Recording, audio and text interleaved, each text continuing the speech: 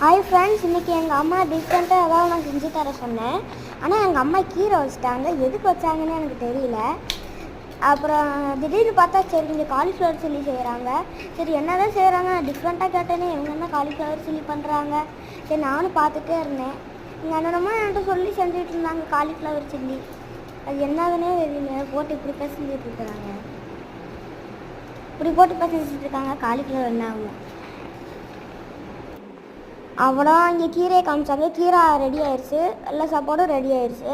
இது என்ன தான் பண்ண போகிறாங்க? காலிஃப்ளவரை இப்போ பொரிக்க போகிறாங்க. சரி பொரிக்கிறதா வேடிக்கை பார்க்கலாம். நல்ல வாசனை வருதுங்க.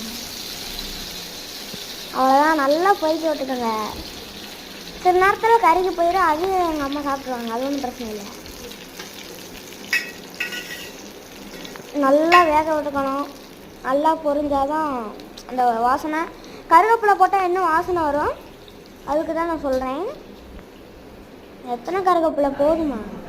இந்த டிஷ்யூ பேப்பர் இருந்துச்சுன்னா நீங்கள் போட்டுக்கலாம். ஏன்னா அது நீங்கள் டிஷ்யூ பேப்பர் போடாமல் வெறுத வச்சிங்கன்னா ரொம்ப எண்ணெயாக இருக்கும்.